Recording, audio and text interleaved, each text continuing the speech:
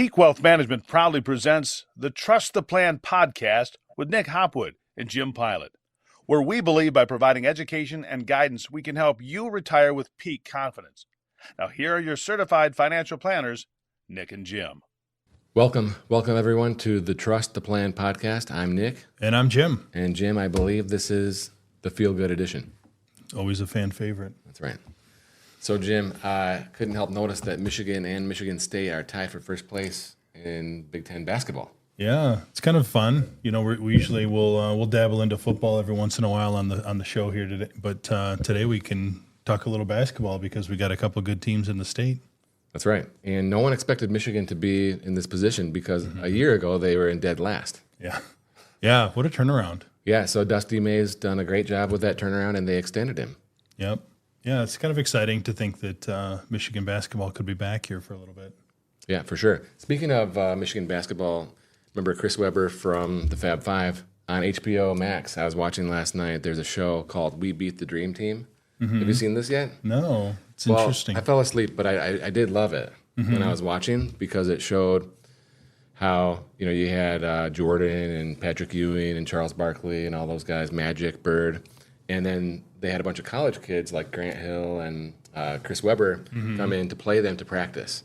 And Grant Hill, according to, he's the moderator of the show, apparently they beat the Dream Team in practice. Oh, man. And so I'm interested to see the rest. Yeah, that sounds like a worthwhile watch. So anyway, Jim, what's our topic today?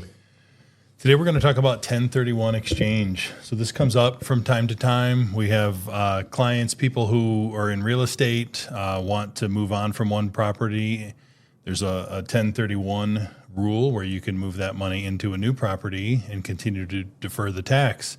But we have a new way to potentially do that. So we thought it would just be a great topic to talk a little bit more about.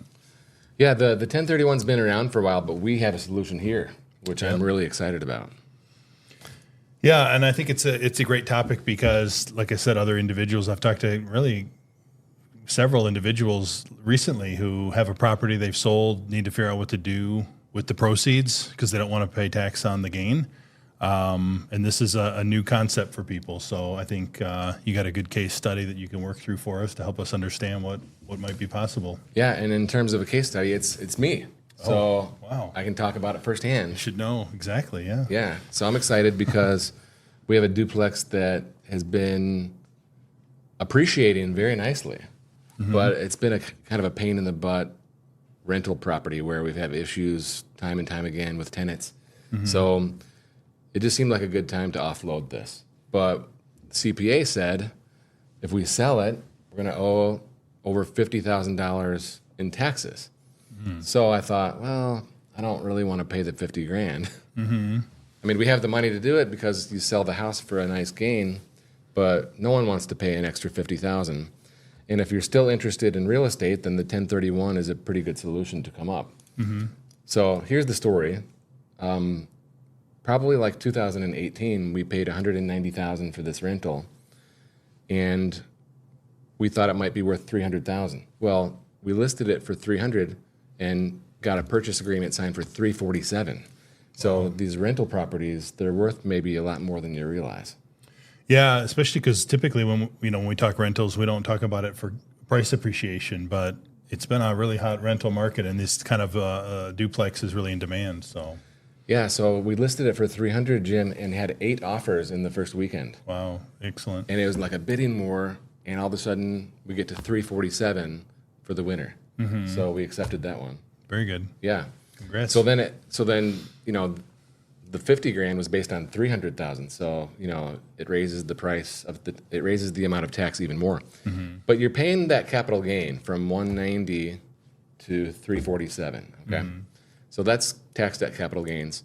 But then over the years, we've depreciated the house as well on our tax returns every year.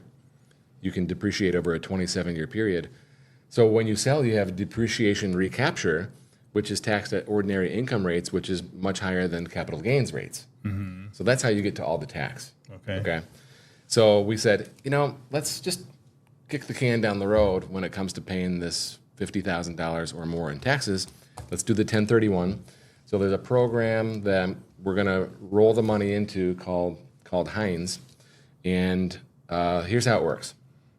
So when we sell, we have to have a qualified intermediary involved in the transaction where they collect a fee of like $1,000 and they hold the money. So instead of the title company giving you a check when you walk away from closing, it goes to this qualified intermediary. And that way you never take possession of the money, so you never get taxed on the money. Okay. And then they send it to the new investment. Kind of like when you do a rollover from a 401, you never cash the check. You take it from the 401 to Schwab. Yeah. And it never touches your bank. And so it's continued to be deferred on a rollover. So that's how it works. And now the qualified intermediary, the QI, sends the money to Heinz. And a lot of our clients are in real estate programs. And so it's the same program. Okay. But you're just entering it through this 1031 and you collect a nice income. Okay. And hopefully we'll get appreciation. But the idea is that we're also diversifying our real estate holdings. So it's no longer just residential in Southeast Michigan. Now it goes to a global $3 billion, maybe $4 billion real estate investment trust, which is all across the U.S. and even some in Europe. Yeah, I think that's one of the things that we like about Heinz, right? It's not just single family homes, it's high-end apartment buildings, it's logistics centers, it's distribution, it's, a lot of really good real estate all across the world. Like you said, not just local to one area. Yeah, and I don't have to do any work. Yeah. It just sits on your Schwab statement. Yeah. So no bad tenants. That's right. Yeah, and we've had some terrible tenants in this one. I could tell you some stories. We've been debating whether or not we should. I've done it before. We get a lot of hits on those, though. Yeah. Maybe we should. It's a fan favorite. Yeah. Always for the feel-good edition. But here's the thing. Let's say, Jim, you purchased Heinz today with your own money, right? Without the 1031. Well, in 2023, we don't know how it looks for 24 yet, but in 23, all of the income that you would have collected would have been tax deferred because of the depreciation. Okay. So your 6% yield would have been totally tax-free last year. Yeah, that's great. I got to be careful. Not tax-free, but tax deferred. Yeah. Okay. You pay the tax later. But for me, let's say my 190 of cost was depreciated down to 150. I don't know exactly what the number is, but let's just say that's it. And then you sell it for 347. Now I have to tell Heinz on the 1031 how much what's my basis, right? So let's say it's 150. Well, now when we invest the 347, my tax efficiency will be not as good as yours. Remember, I kicked the can, so I don't owe the tax. But let's say the yield is 6%. Well, part of that would be taxable for me, all else equal, versus you who comes in with fresh capital. Understood. Yeah. And I'm okay with that, okay? Now, let's say you fast forward another 2 years. Well, now, through the 1031 program, I could take my 150, my basis, back out tax-free and let the remaining amount ride. Now, that's pretty appealing as well. Yeah, definitely. I like that a lot. I like it a lot. So that's kind of in a nutshell how the program works. So if you have an apartment building, a rental property, could be a good solution for you. It could be a partial 1031 as well. Let's say you've got a great big apartment building. You don't have to do the whole amount. It could be part. Right. Okay. What else did I want to say? Oh, I had someone ask about this because I was talking about this on the radio today. If you have a rental property and you want to buy a vacation property or a cottage, you can't do that. It has to be like property. So income producing to income producing. So if your vacation property is going to be rented out like Airbnb, then that's fine. But it can't be just from rental property to, your primary residence or whatever. You know what I'm saying? Yeah. Yeah. Yeah, that's a good thing to know. Yeah.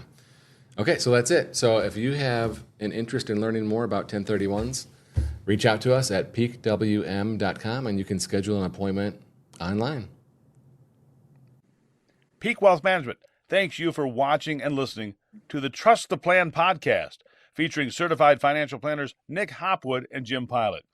If you enjoyed our program, please subscribe and share. If you'd like to learn more about our services, please visit peakwm.com. peakwm.com today. See you next week.